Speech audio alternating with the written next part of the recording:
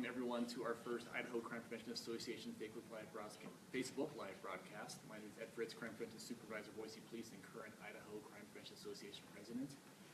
This is hopefully a first of many Facebook broadcasts or other outreach attempts to try to reach our other members throughout the state of Idaho, law enforcement throughout the state, and anyone else who has an interest in crime prevention. And so I'm very happy to introduce our guest speaker today, which is Dale Dixon, Chief Innovation Officer at Better Business Bureau Northwest. Dale has a whole heck of a lot of experience in broadcast, in media, in you name it. He's also a published author, which is great. And one thing I really love about Better Business Bureau is their support of the business community and letting us know about scams, letting us know about information, how to protect ourselves. So now I will turn you over to Dale Dixon. Great. Hey, thank you so much, and welcome for those of you on video. Please ask your questions, and the folks who are running the camera are going to let me know as soon as a question comes through so that we can get that answered. I've been reading a book called Competing Against Luck. It is a brand new book out from a Harvard professor who specializes in innovation, the story of innovation and customer choice. So basically, the reason I bring this up, everything that I'm going to tell you, I discovered out of sheer luck, and I'm learning that I did it all the wrong way when it comes to innovation. Because my job at Better Business Bureau is to, as the Chief Innovation Officer, is to come up with new ways to make BBB more useful to the public and more valuable to the business community. And bottom line, we are here as BBB to help businesses be ethical in the marketplace, to do the right thing because it's the right thing to do. And we're an accountability partner for businesses. So it's a fantastic opportunity, and that's my role. So I'm going to share the story of Scam Tracker, the big mistake, because the title of the book is Competing Against Luck.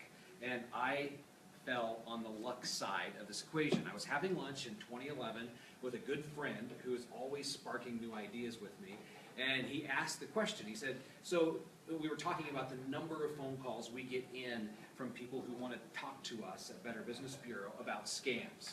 And he said, well, have you ever actually tracked on a map where scams happen, where they take place, and where the victims are located?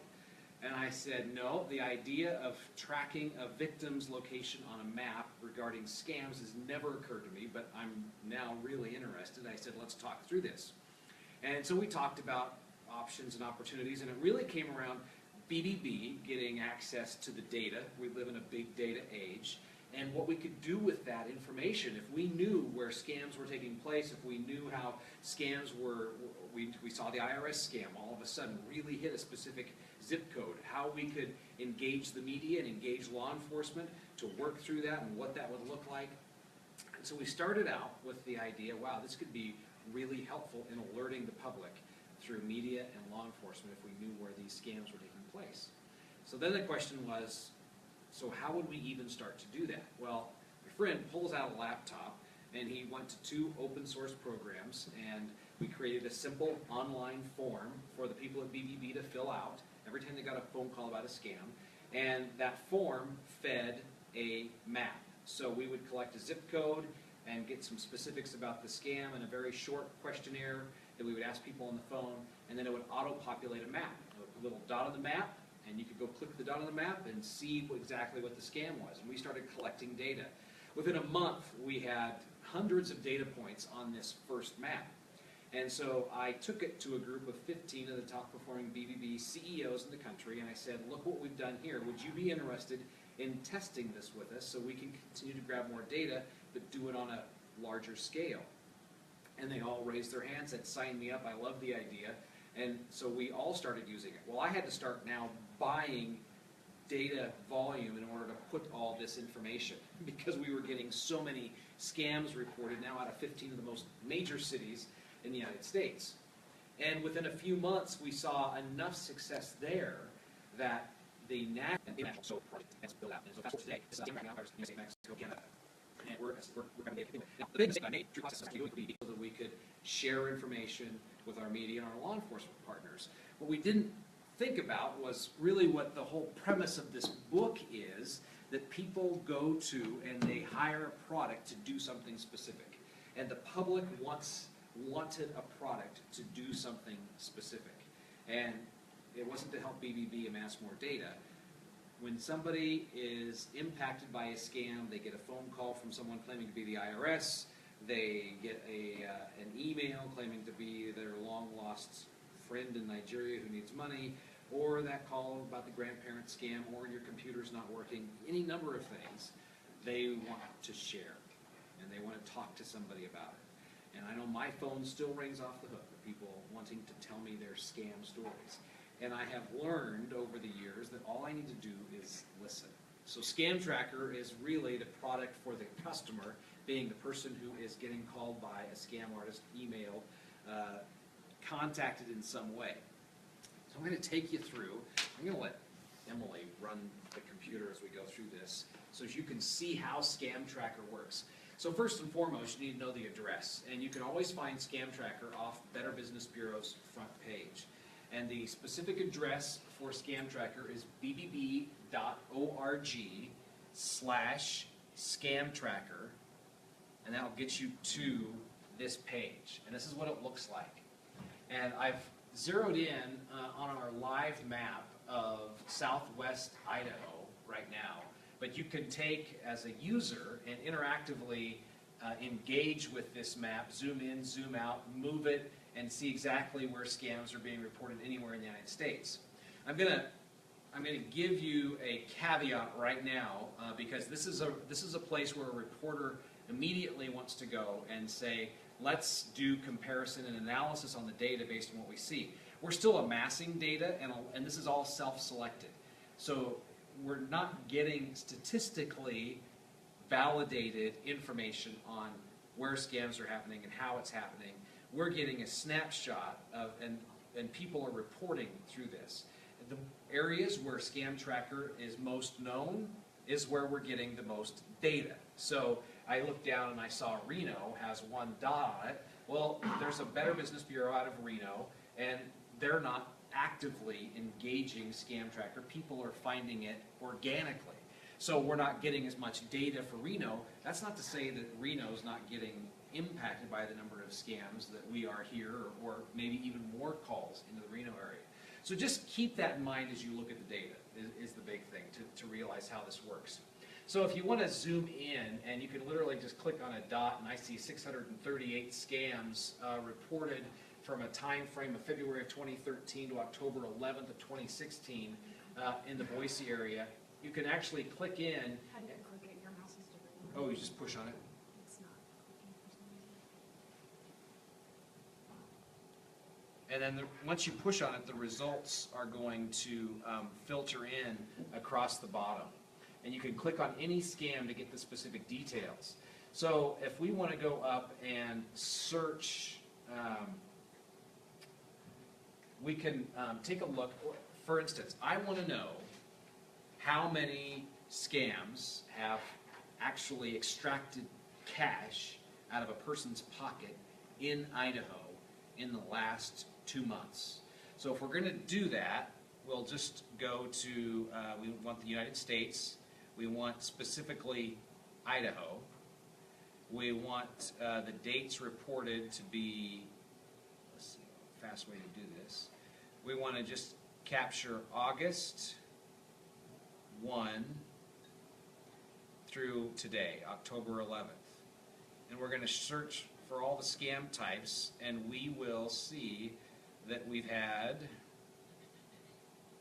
990, is that correct? 994 scams reported in those 2 months in Idaho. And then I can go down and continue sorting, and I see on October 15th, and I can see how many dollars were lost. And if I keep scrolling through, I'm going to find where there were dollars lost. And I'm working off of my phone, so it's going a bit slow as far as the data is concerned. You have to zoom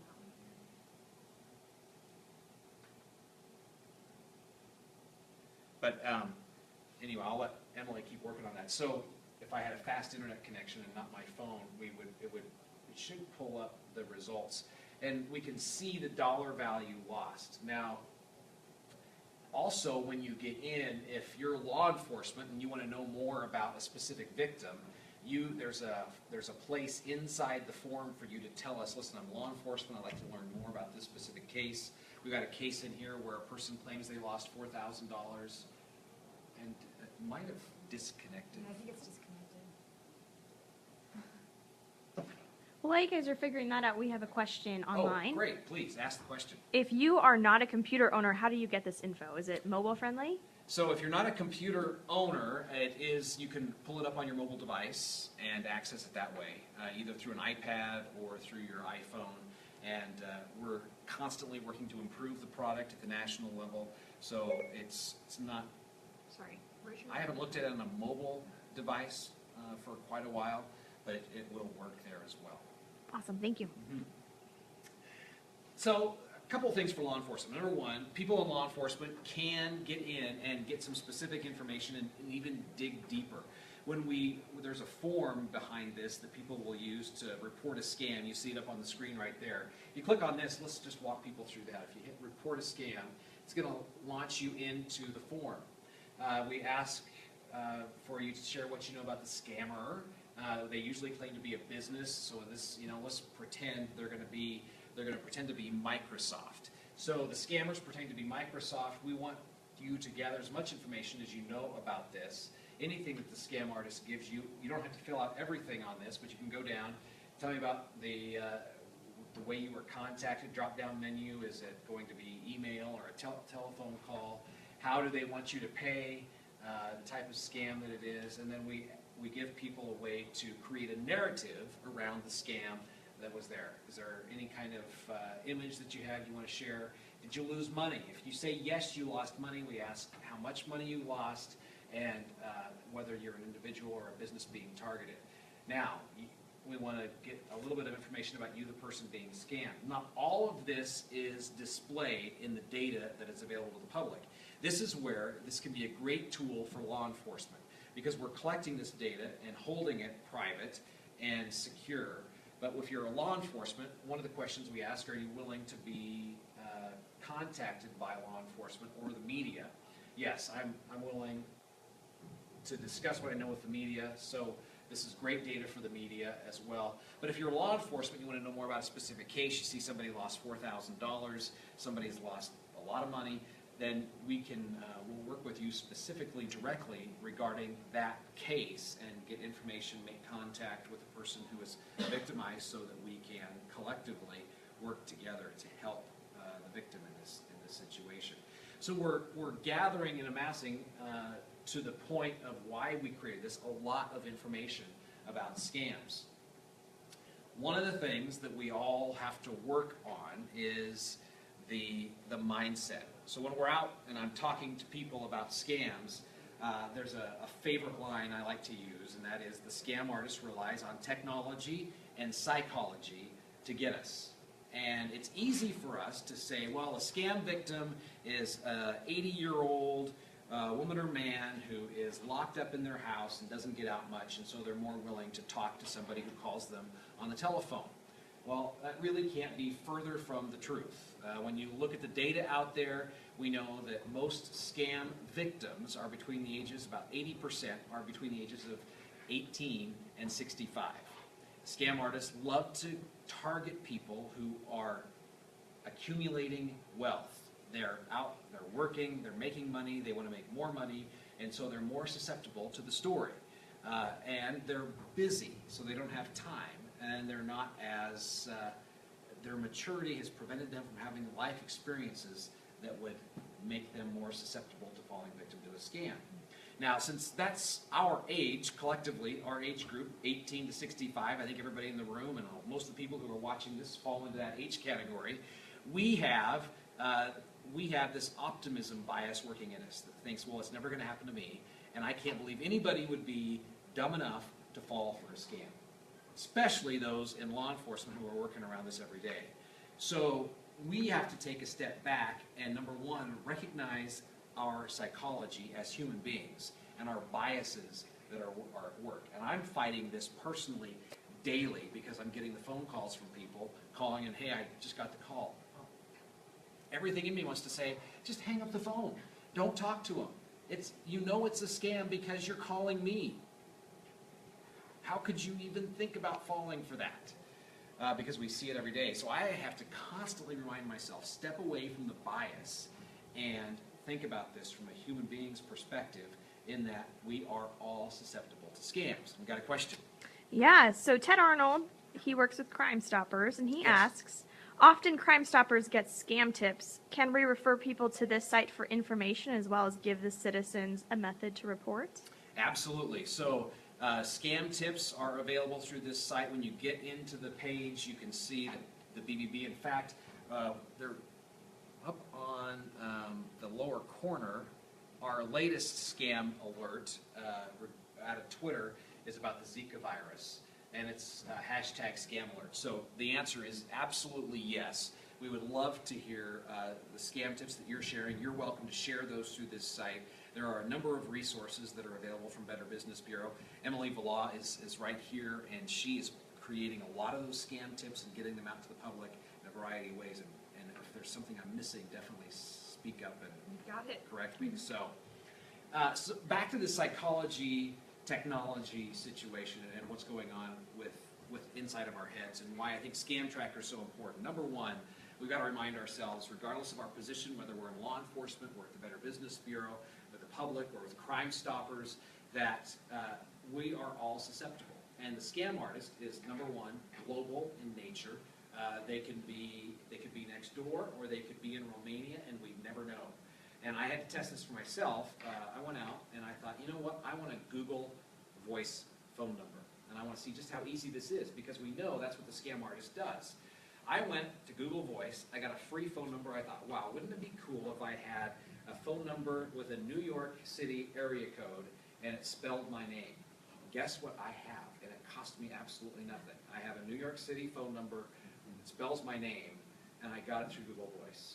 And if it's easy enough for me to do it, and I'm not that technically proficient, I was one of 3 that still couldn't figure out how to get the image up on the screen today.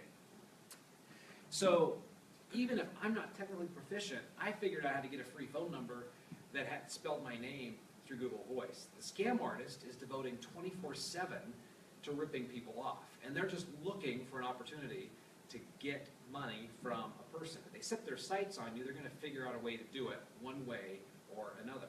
I have to remind myself, even I could be susceptible to a scam because of the optimism bias. We're not going to get deep into the optimism bias. Look it up online. It really does exist. It's something that we all deal with as human beings.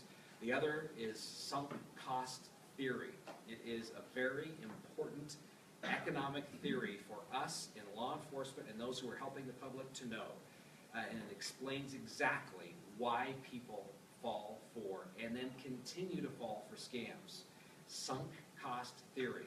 Basically, if I get you to give me $20 in promise for a product in return, hey, you give me $20 and I'm going to give you something, you give me the $20, I have you hooked. I literally have a hook firmly planted in your cheek, and I can take you just about anywhere and get more money out of you. That's how deep the psychology of sunk cost theory is. It's explained when you read in an economic term. You buy a very expensive concert ticket, and you decide you wake up the morning of the concert and you are very ill. You're sick. You don't feel good. But you're looking at this concert ticket that you spent a lot of money on, and you say, well, I spent a lot of money, so I'm going to go ahead and I'm going to go to the concert. Well, what you've just done is you've engaged in sunk cost theory that the scam artists know very well and use on people continually. And that theory says that you have now thrown basically good money after bad. So you're sick, you go to the concert, you have a horrible time, you stress yourself even more, and so you have now prolonged your illness even longer, and you did it all over a concert ticket. It happened to any one of us, and I'm sure we're all sitting there thinking, wow, I've done that before. I said I'm not going to lose something, and so I throw more money after it and end up really losing out. So that's what happens. We see it happen all the time through Scam Tracker now. We're establishing and getting the data that shows it. I believe it's a big tool for law enforcement. We have interest from the FBI at the national level. We also participate in something called Sentinel. And if you and your organization are not involved in Sentinel, it's the Federal Trade Commission's Consumer Sentinel Network. Law enforcement's asked to be involved. Better Business Bureau's involved in this. It's one data repository for all this type of information, and it is there for you. And you can see at the bottom of the screen, it asks if you're media or law enforcement and you want to know more about this report. So this is really built for law enforcement to use as well. It is a tool for all of us, and definitely encourage and ask that you participate with us in this, because the more people who use it, the more valuable the data is, the more reliable the data is, and it is something that will help us keep people safe. There's only one way we're going to stop scam artists. Only one way. And that's to stop funding their activity. There's no way one law enforcement entity, there's no way one private nonprofit is going to stop scam artists. It's going to start at the individual level when people stop falling for scams. We've got questions. Yeah, so there's a question on here earlier. You're talking about phone numbers. Are there any phone numbers that we need to look out for, and how do we know it's a scam? So when it comes to phone numbers, and the question, I'm guessing everybody heard, the question deals with phone numbers, any phone numbers you need to watch out for. Any phone number you don't recognize is a potential phone number to watch out for, plain and simple. So, my advice is, I really don't care what phone number shows up on your caller ID. If you don't recognize it and you're not in business, you're just at your home, don't answer it. And if they leave some kind of a message threatening you, don't call it back out of curiosity, because it truly is curiosity that leads so many people down the road to being a victim of a scam.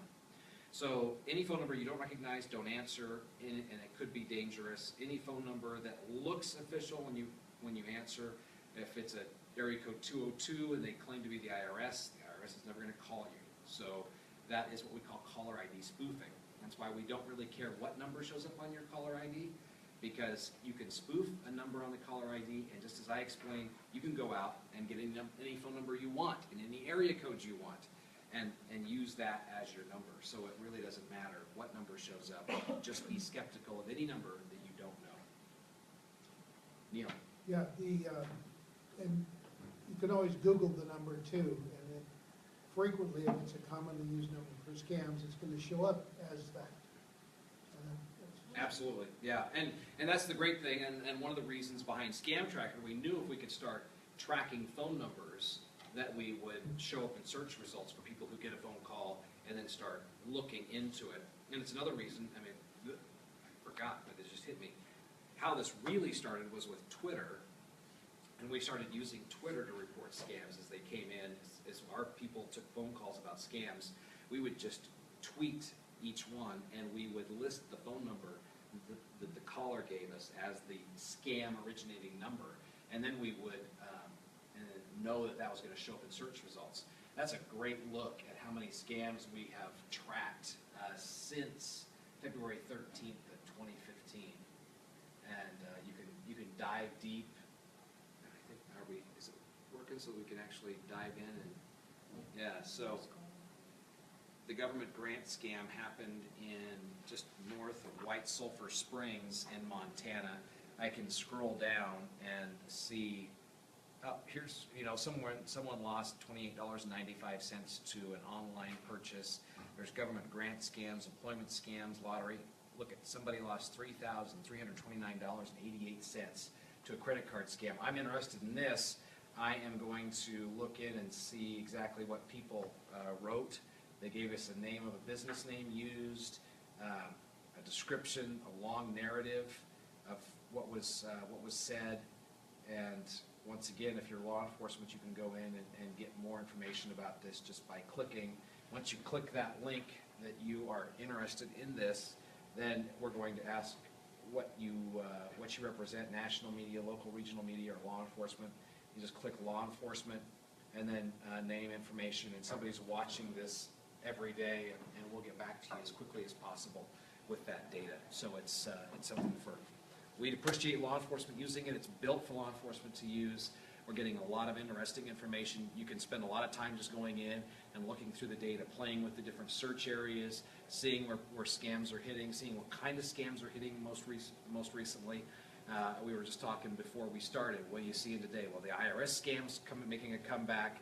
We know that there are people on the way through the state with stolen credit cards. They're going to be going on buying sprees. So those are all types of things that are ripe for Scam Tracker to help track, so that we can see the data move through the map. Are there any specific scams we see just to Idaho, or do we see everything that everyone else does? I think we're really seeing everything everybody else does. And what we this confirms what we've all suspected. We see it happen in waves. And so you can start to see the waves happen when you start paying attention to the data. About every 6 months, something is going to happen. About every 3 months, something's going to happen. We know that, right now there's a bit of a lull in the Idaho Power scam where businesses are going to get a call from somebody claiming to be the utility. We're going to shut your power off. But we know with about 2 months, we're probably going to see a resurgence in that scam. So this helps us watch those dates and get an idea of when from a time frame, when we should start to see scams happen again.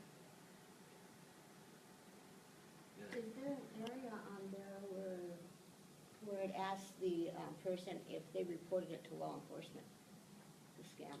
That's a great question. Many people don't report crimes, and law enforcement had a better idea of what's going on in their area. It would probably help them to get some answers. There is not a question about whether that's been reported to local law enforcement, but that's a great idea. We'll capture that and send it in, absolutely. Or you could even be given some check boxes that report to law enforcement or Federal Trade Commission or Yeah. somebody down the line. I think that would be good. I can do something about it, yep. Are you looking at it on your mobile device right now? Okay. So this is just another form of bullying, Of bullying, Bullying, They Yeah. bully you and bully you. the scam artist, absolutely. And I have heard that they rely on fear for the senior citizens, Senior citizens get scared, and so it is the fear factor that makes them fall. They love to use fear on everybody. I was talking to, the phone calls I get, they love fear, especially playing the part of the IRS, the jury scam, the grandparent scam. Those all rely on some level of creating fear. And doing some research, there was a woman who fell victim to the grandparent scam, lost $4,000 within the last month here in the Treasure Valley in Idaho. And they called, they had her absolutely convinced her grandchild was in Honolulu, Hawaii, in a juvenile detention center, and they had investigators lined up to talk to her, people in the court lined up to talk to her. They transferred her from one number to another and had her absolutely convinced that her grandson was in the juvenile detention system in Honolulu, Hawaii, and she needed to send money. And they had convinced her to the point where she went and she bought iTunes gift cards at Best Buy and gave them the iTunes number. She was so convinced. So she had the financial wherewithal, she had the personal mobility to go into Best Buy and buy these cards. From a crime prevention standpoint, these are the kinds of conversations we need to have with retailers. Anybody who sells gift cards, any type of gift card, if you sell Visa cards, preloaded Visa cards, they need to be watching for people coming through buying large dollar value cards and just be able to strike up a conversation. We've got to be able to do that to protect one another. Oh wow, you got a big purchase on the way, and the moment somebody puts their head down, if you're making a $4,000 iTunes purchase, you ought to be excited about what you're going to get. And if you're not excited about what you're going to get, the psychology says something's wrong here, and I need to check. So head goes down. Oh, not excited about what you're going to get on iTunes? I can't talk about it. Okay.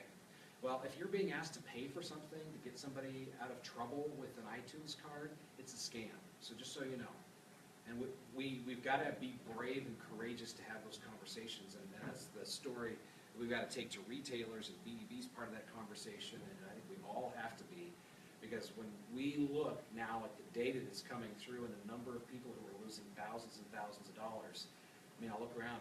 Would anybody in this room want a family member to lose $4,000 because since they're scared and they're sincerely trying to help their grandson?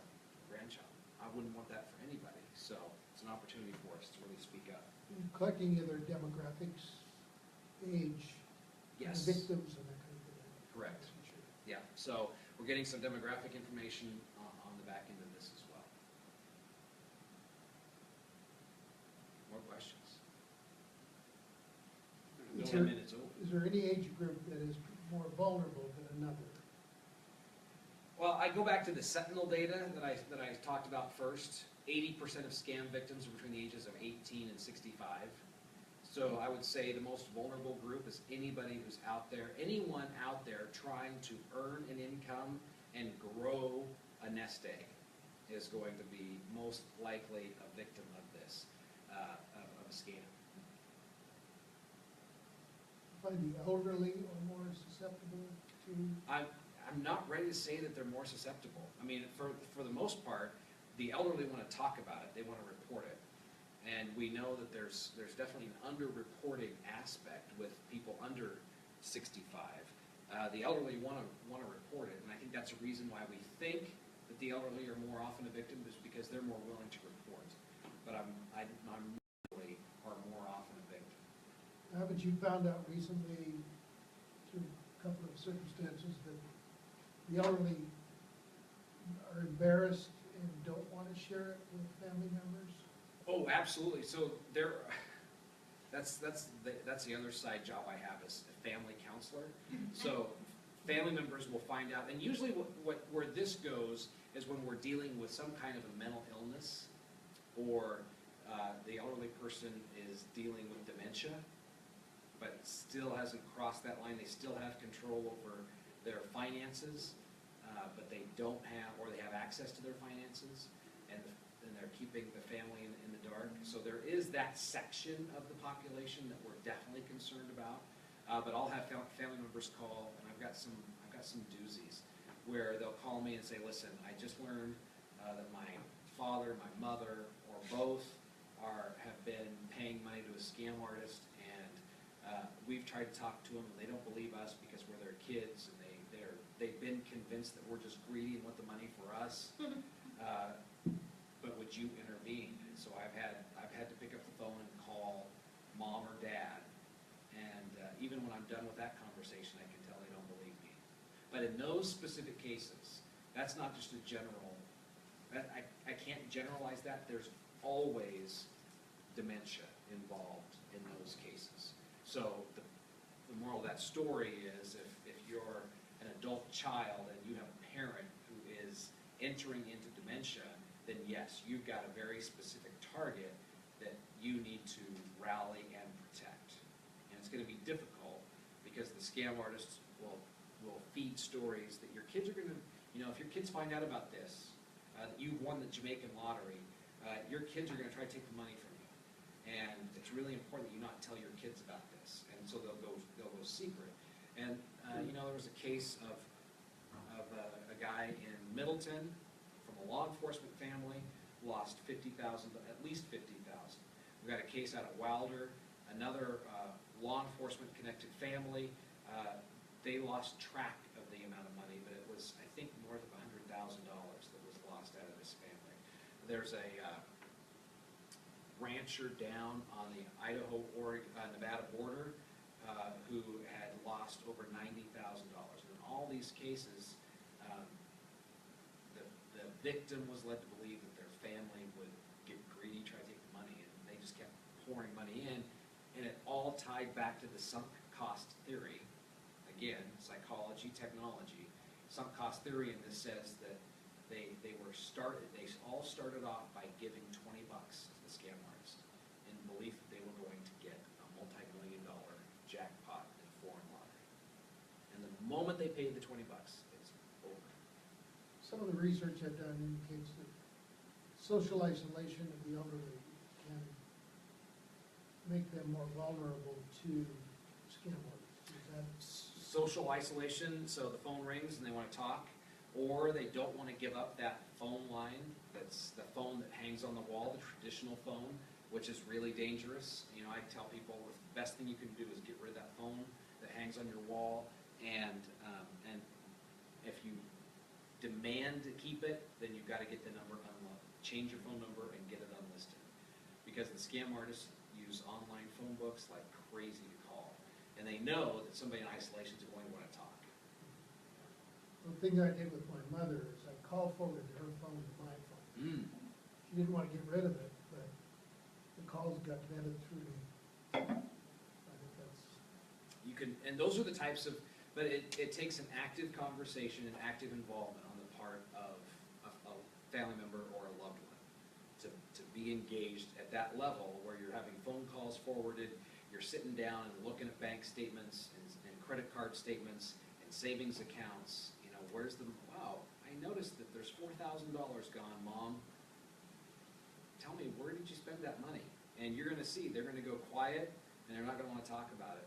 And it's, you know what, Mom, we've gotta talk about this because if you've been told that you've won some kind of an award, there's a good chance that you're now a victim of a scam and you've lost that money and never see it again. So it's those real kind of conversations.